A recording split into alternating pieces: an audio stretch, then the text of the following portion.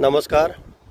आपण आहोत नेरळ येथील श्रींचं ज्या ठिकाणी विसर्जन होतं त्या ठिकाणची परिस्थिती पहा कशी झालेली आहे. याच ठिकाणी आपण दरवर्षी गणपती बाप्पांचं विसर्जन करतो. आज त्या ठिकाणची परिस्थिती आपण पाहू शकता काय आहे.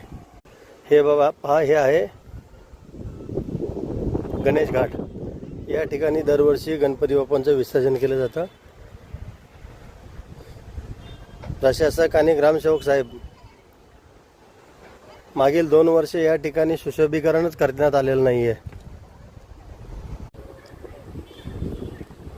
या ठिकाणून कमीत कमी दिवसभरातून लहान मुले, शाळेतले विद्यार्थी वगैरे जात येत असतात.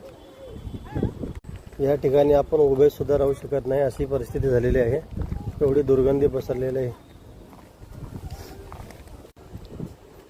मोहाची वाडी पासून 7 ते 8 किलोमीटर वाड्यांचा जाण्या येण्याचा हा मुख्य रस्ता आहे. आपण पाहिलेला हा सर्व परिसर गणेश घाट, ज्या ठिकाणी दरवर्षी गणपती बाप्पांचे विसर्जन केलं जातं. या आपण पाहू शकता. आता या ठिकाणी नेरळ मोहाचीवाडी येथील ग्रामस्थ आहेत, जे दिवसातून 3 ते 4 फेऱ्या त्यांच्या होत असतात. आपण त्यांच्याशी संवाद साधू. बुवा, आपण या ठिकाणाहून रोज जात येत असता. आपण परिस्थिती सांगू शकता इथली काय आहे? परिस्थिती अशी आहे का नेहमी इथेशी गणेश घाट तल्यावरती बसण्यासाठी येतात आणि ह्या पाण्याच्या वासाने त्यांना इथेशी कुणीही बसत नाही. आणि हा पाण्याचा येण्याला जाण्याला हा दुर्गंधी वास येतो.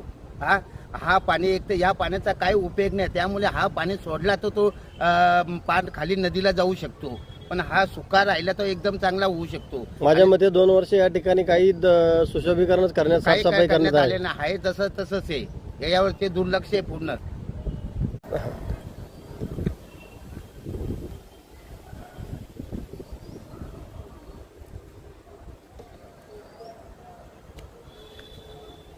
आपण आता ग्रामस्थांच्या भावना जाणून घेतल्या.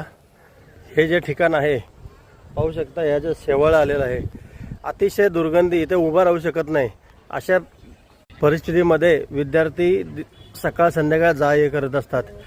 नक्कीच आपण बोलू शकतो की प्रशासक व ग्रामसेवक साहेब आपण आरोग्याला आवाहन करताय.